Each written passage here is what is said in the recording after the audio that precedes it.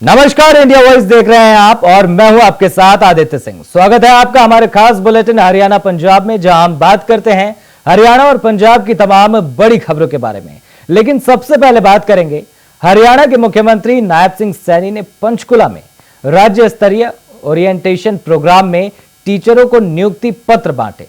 इस दौरान उन्होंने टीचरों से अपील करते हुए कहा कि प्रधानमंत्री नरेंद्र मोदी के विजन के अनुसार भारत को 2047 तक विकसित राष्ट्र बनाने के लिए सभी शिक्षकों को देश के नव निर्माण में अपना अहम योगदान देने का संकल्प लेना है। जिस प्रकार आपने कड़ी मेहनत की और अपने माता पिता और गांव का नाम रोशन किया है, उसी प्रकार अपने देश का मान सम्मान बढ़ाने के लिए भी भावी पीढ़ियों को निरंतर तराशने का कार्य करें।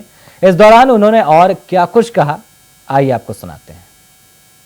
हमारे लिए, हमारी सरकार के लिए ये आज बड़ा गर्व का दिन है। मैं इसके लिए भी आप सबको बहुत बहुत बधाई और शुभकामनाएं मैं देता हूं। मुझे ये खुशी है कि आज मैं ऐसे व्यक्तित्व के बीच में बैठा हूं। आने वाले समय के अंदर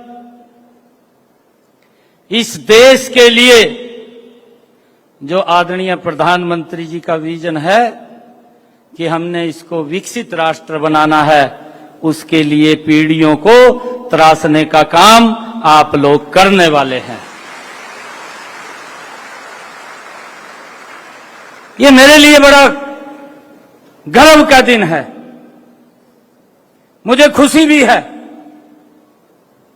हमारे तमाम जो आप मंत्रिमंडल के सदस्य बैठे हैं, जब मैंने ये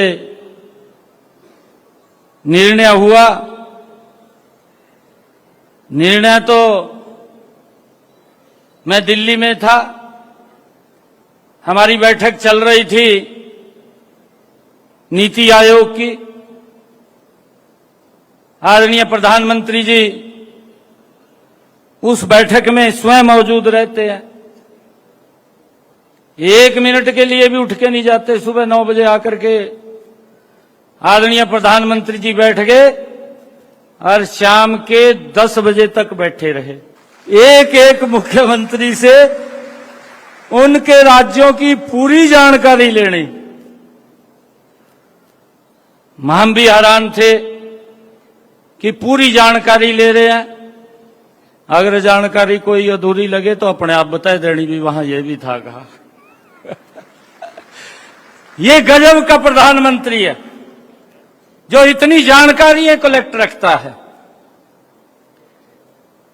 10 बजे बैठक खत्म हुई। जब भोजन हमने किया तो 11, साढ़े 11 बज गए। चंडीगढ़ से 12 बजे एक फोन आता है मेरे पास, रात के 12 बजे। रात के 12 बजे फोन आता है कि रिजल्ट तैयार है।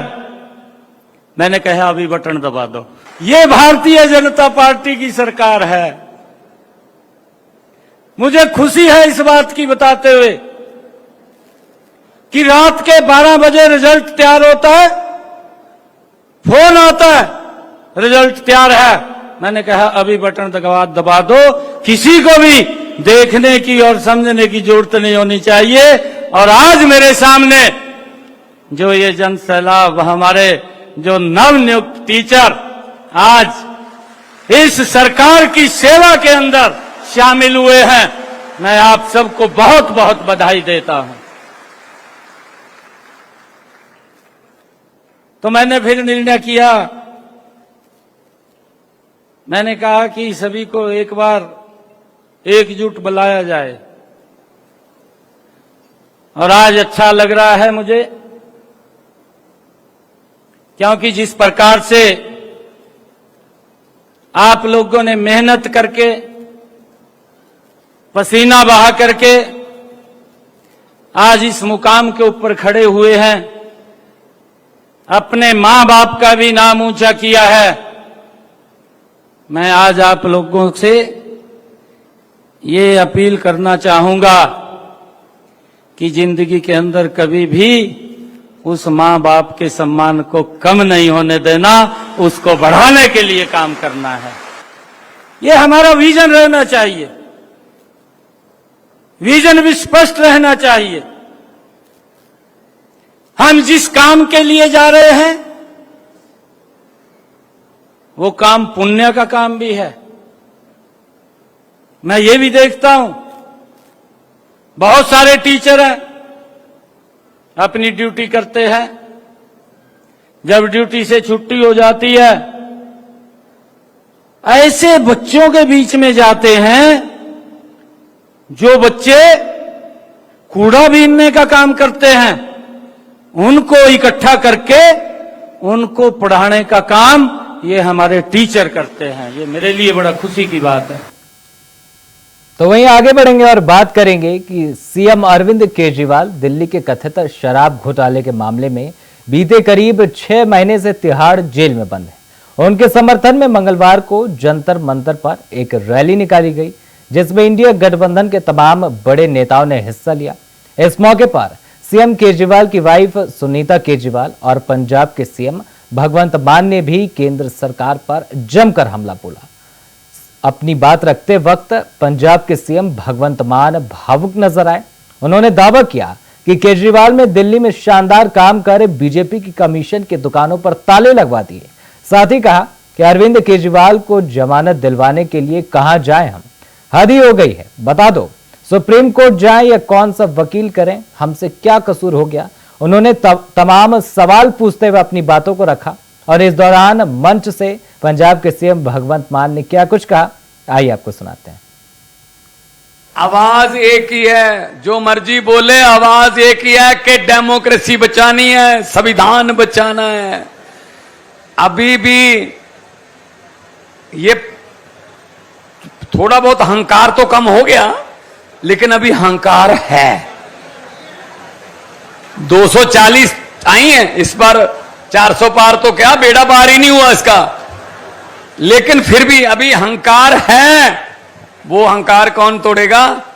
आप जब आते हो तो अहंकार टूटता है इनका। हम सब जब इकट्ठे दिखते हैं तो अहंकार टूटता है। हमने मोटरसाइकिल चोर सुने थे भी, मोटरसाइकिल चोर गिरोह काबू। हमने स्कूटर चोर भी सुने थे।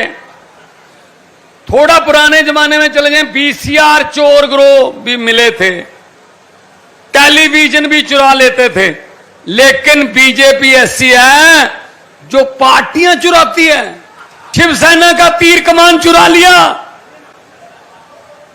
शरद पवार जी की घड़ी चुरा ली, चौटाला की 2 चप्पलें चुरा ली।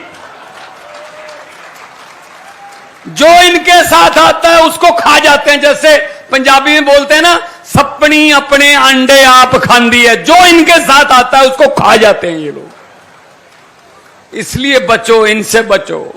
ये पार्टियां खाते हैं, ये बंदे नहीं खाते, ये पार्टियां खाते हैं।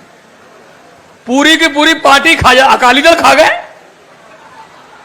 बताइए कहां है अकाली दल? इनके साथी कहां है? तकड़ी खत्म। तो इसीलिए हम कह रहे हैं ये देश चुराने वाले लोग हैं और हम देश बचाने वाले लोग हैं। हम लोग किसी पॉलिटिकल बैकग्राउंड से नहीं आए हुए। मुख्यमंत्री पंजाब हूं पिछले 3.25 साल से, एक मास्टर का बेटा हूं। मेरा दादा कभी सरपंच भी नहीं बना, कभी मेंबर भी नहीं बना पंचायत का, फिर भी अरविंद केजरीवाल जी की पार्टी ने मुख्यमंत्री बना दिया। 3.25 साल से मुख्यमंत्री हूं। और ऐसी स्टेट जो इसका 532 किलोमीटर सरहद लगती है पाकिस्तान के साथ, हर रोज उनके साथ सामना होता है।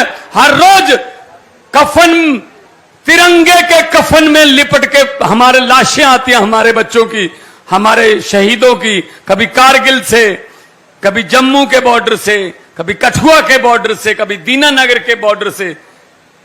उस स्टेट का मुख्यमंत्री बना रखा है मुझे। किसको? आम बंदे को। क्यों भी आम बंदों की बारी क्यों नहीं आ सकती? इन्होंने ठेका ले रखा है क्या? यही बनेंगे? अच्छा, आम बंदे ही पसंद नहीं, किसी ने जाके लाट साहब को बोल दिया, मिस्टर मोदी, किसी ने जाके उसको बोल दिया कि सर दिल्ली में स्कूल इतने अच्छे हो गए कि सरकारी स्कूलों में एडमिशन बढ़ गई है, प्राइवेट स्कूलों में एडमिशन कम हो गई है। प्राइवेट स्कूल वाले हमें वो देते हैं कमीशन, तो वो कह रहे हैं जी हमारी तो एडमिशन ही कम हो गई है। अरविंद केजरीवाल ने स्कूल ही इतने अच्छे बना दिए, तो वहां लोग बच्चे एडमिशन ले रहे हैं। तो लाट साहब ने पूछा किसने बनाए? कहते जी मनीष सिसोदिया ने।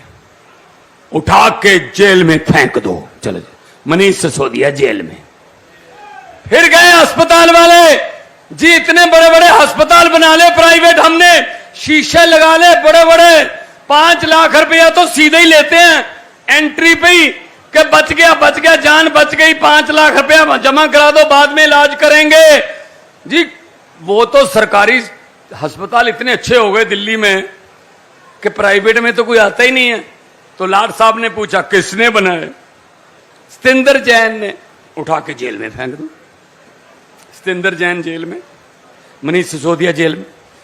फिर किसी ने कहा अरविंद केजरीवाल जहां भी जाते हैं भाजपा का सुपड़ा साफ हो जाता है जी। वो मध्य प्रदेश भी जाते हैं, वो तो छत्तीसगढ़ भी जाते हैं, वो दिल्ली में तो रहते ही हैं, वो पंजाब में जाते हैं, तो क्या करें? उठा के जेल में फेंक दो। अरविंद केजरीवाल को जेल में फेंक दे। अब इसकी जमानत होने वाली है, आज ही इस पे नया पर्चा डाल दो। खबरों का सिलसिला लगातार जारी रहेगा, लेकिन फिलहाल वक्त हो चला है एक छोटे से ब्रेक का। जल्द लौटते हैं। ब्रेक के बाद एक बार फिर आप सभी का स्वागत है। अब रुख अंबाला का करेंगे, जहां हरियाणा के पूर्व गृह मंत्री अनिल विज ने राहुल गांधी से लोकसभा में महाभारत ना करने की अपील करते हुए कहा कि उन्हें संसद में विकास के मुद्दों पर चर्चा करनी चाहिए। राहुल गांधी को हमारी संस्कृति का बिल्कुल ज्ञान नहीं है, कहीं से 2 टुकड़े आते हैं और विधानसभा में तुक्केबाजी करते हैं। इन्हें मालूम नहीं कि महाभारत में क्या हुआ था। लोकतंत्र का सबसे बड़ा मंदिर है लोकसभा। यहां पर सारे देश ने अपना मत प्रयोग कर अपने प्रतिनिधि चुनकर भेजे हैं। वहां बैठकर विकास के मुद्दों पर चर्चा कीजिए और लोकसभा में महाभारत ना करें।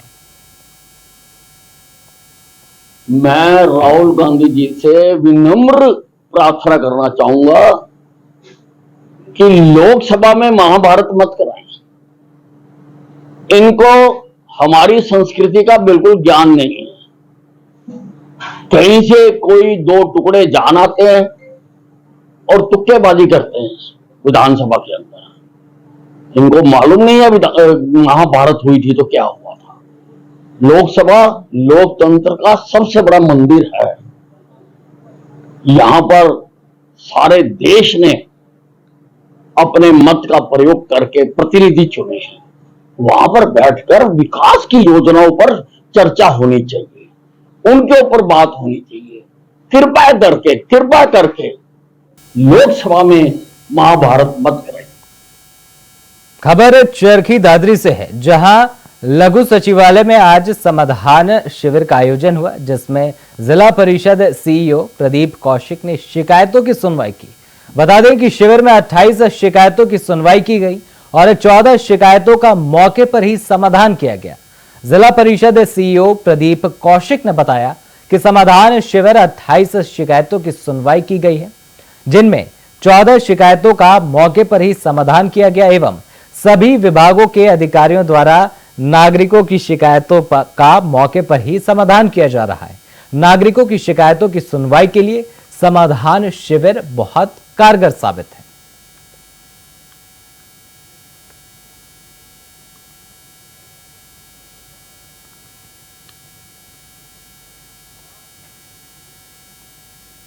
तो खबर रोहतक से है, जहां कंप्यूटर ऑपरेटर लघु सचिवालय पर अपनी 6 सूत्रीय मांगों को लेकर 15 जुलाई से धरने पर बैठे हैं। उनका कहना है कि सरकार उनकी मांगे जब तक नहीं मानती है, यह धरना जारी रहेगा। कोई भी कर्मचारी साथी काम पर नहीं जाएगा। यह सरकार हमारे साथ अन्याय कर रही है।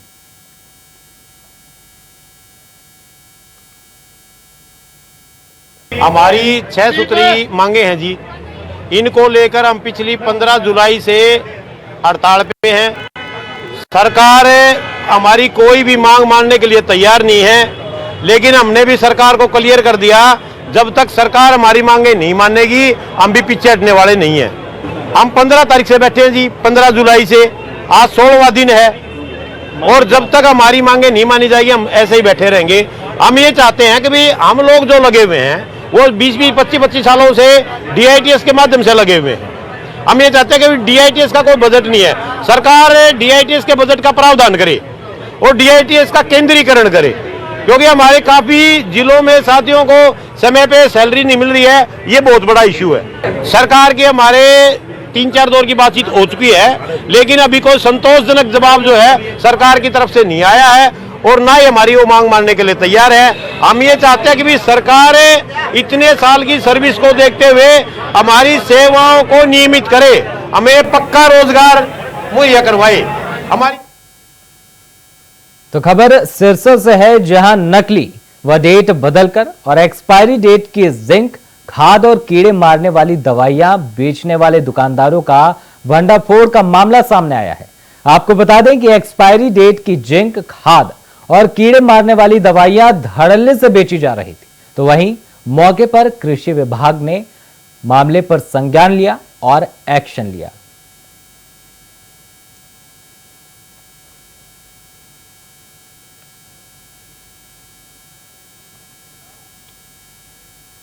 रुक करते हैं अगली खबर का, जहां हरियाणा के रोहतक में बदमाशों ने प्राइवेट स्कूल में घुसकर फायरिंग कर दी। इस दौरान बदमाशों ने एक चिट्ठी फेंकी जिसमें 20 लाख रुपए की फिरौती मांगी गई है और फिरौती ना देने पर जान से मारने की धमकी दी है। दोनों बदमाश बाइक पर आए थे, जिसके बाद मौके पर पुलिस और FSL की टीम भी पहुंची। स्कूल की तरफ से शिकायत दी जाएगी तो कार्रवाई होगी, ऐसा कहा गया, और अभी तक कोई लिखित शिकायत की बात सामने नहीं आई। आपको बता दें कि स्कूल के बाहर लगे कैमरे में गोली चलाते हुए व्यक्ति नजर नहीं आ रहे हैं, क्योंकि स्कूल के गेट के सामने बस खड़ी थी। फिलहाल मामले की हर एंगल से जांच पड़ताल की जा रही है।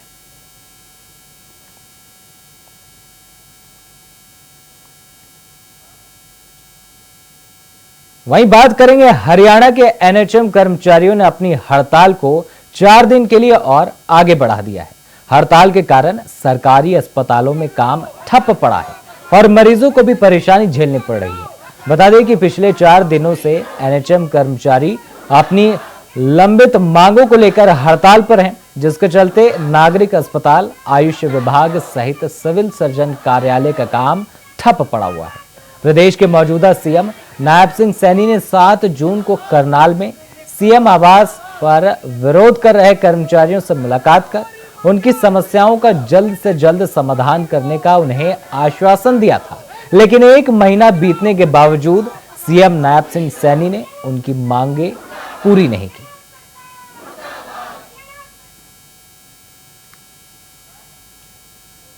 तो खबर होशियारपुर से है, जहां मीट विक्रेता शॉप पर मालिक पर 3 लुटेरों ने धारदार हथियारों से हमला कर दिया, जिसके बाद युवक गंभीर रूप से घायल हो गया। इस दौरान युवक को एक निजी अस्पताल में भर्ती कराया गया। वहीं दूसरे युवक के सिर में गहरा जख्म हुआ, जिसका सिविल अस्पताल में इलाज चल रहा है। लुटेरे दोनों को घायल कर उनके पास से दुकान की कुल बिक्री के लगभग 1.5 लाख रुपए भी साथ ले गए। वहीं लुटेरों के भागते वक्त एक लुटेरा पुलिस लोगों के हत्थे चढ़ गया, जिसे पुलिस के हवाले कर दिया गया। पुलिस आरोपी से पूछताछ कर अन्य लुटेरों की तलाश में जुट गई है।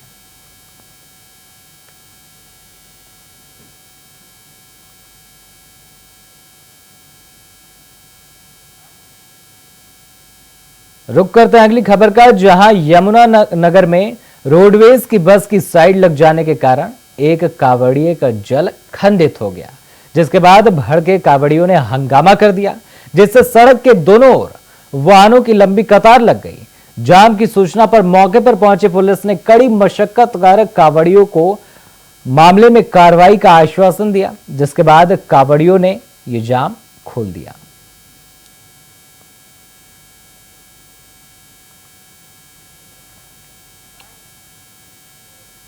रुक करते हैं अगली खबर का, जहां रोहतक के जिला के मदीना गांव में महिला का शव खून से लथपथ पड़ा हुआ मिला। वहीं घटना की सूचना मिलते ही अकबरपुर थाना पुलिस टीम और एफएसएल टीम मौके पर पहुंची और जांच पड़ताल के बाद शव को पोस्टमार्टम के लिए भेज दिया। फिलहाल पुलिस मामले की जांच पड़ताल में जुट गई है।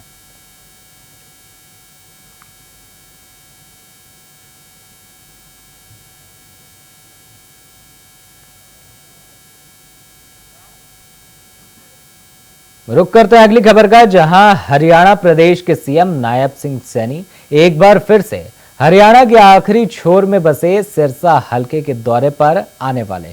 आपको बता दें, सीएम नायब सिंह सैनी कल तकरीबन 10 बजे सिरसा पहुंचेंगे और दोपहर तक सिरसा में कई कार्यक्रमों में शिरकत करेंगे। सबसे पहले सीएम नायब सिंह सैनी श्री तारा बाबा कुटिया में विधायक गोपाल कांडा से मुलाकात करेंगे और श्री तारा बाबा कुटिया में माथा टेकेंगे। उसके बाद सीएम नायब सिंह सैनी गांव संगर सरिस्ता में शहीद उधम सिंह की शहीदी दिवस कार्यक्रम में शिरकत करेंगे। उसके बाद सीएम चिल्ला साहिब गुरुद्वारे में आयोजित कार्यक्रम में भी शिरकत करेंगे।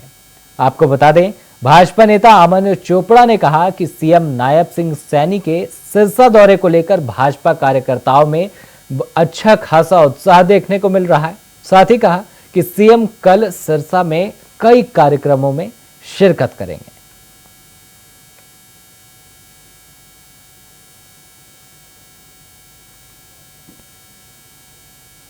बिल्कुल, कल माननीय मुख्यमंत्री जी का प्रस्तावित कार्यक्रम 31 जुलाई का है, जिसमें सबसे पहले हमारे श्री श्री चिल्ला साहब गुरुद्वारे के अंदर वो नतमस्तक होंगे और वहाँ से बाबा जी का आशीर्वाद लेंगे और उसके बाद वो डेरा बाबा भुमन शाह जी वहाँ जाके भी नतमस्तक होंगे और वहाँ भी बाबा जी का आशीर्वाद लेंगे। और भी बहुत से सामाजिक संगठनों से वह जो भी लोगों की कोई ग्रिम्सेस है वो भी कहीं ना कहीं वो सुनने का काम करेंगे। और भी हम उनसे रिक्वेस्ट एक करेंगे कि जो एक बहुत बड़े समय से लंबित मामला सिरसा विधानसभा का विशेष रूप से चल रहा है, दिगतानिया बम्बूर माइनर और सलारपुर खरीफ चैनल का, कि उसमें भी जल्द से जल्द वो समाधान निकला हुआ है, उसकी एग्जीक्यूशन जल्द से जल्द कराएं। ये भी हम उनसे बात जरूर करेंगे। तो खबर पटियाला से है, जहां 7 पल्लेदार यूनियन संयुक्त कमेटी ने जिला पटियाला के पल्लेदार मजदूर यूनियनों ने आज डीसी कार्यालय के बाहर धरना दिया, जिसमें पंजाब सरकार ने वादा किया था कि बिना टेंडर के काम करने वाली खाद्य एजेंसियों में बिना सिक्योरिटी के ठेकेदारी खत्म की जाएगी। इस पर जब खाद्य आपूर्ति विभाग के मंत्री लालचंद कटारू चकजी से मिले तो उन्होंने ऐसा करने से इनकार कर दिया। उन्होंने कहा कि मैं पंजाब के पल्लेदार मजदूरों को नहीं जानता। पंजाब एफसीआई और दिल्ली के खाद्य आपूर्ति विभाग की टीम के बीच एक समझौता हुआ, जिसमें आप पंजाब में काम करने वाले पल्लेदारों को सीधे भुगतान कर सकते हैं। यदि आपको अधिक पैसों की आवश्यकता है तो आप हमसे भी मांग कर सकते हैं। तो फिलहाल हरियाणा पंजाब में इतना ही। देश और दुनिया की तमाम बड़ी खबरों को देखने के लिए देखते रहे इंडिया वॉइस। धन्यवाद।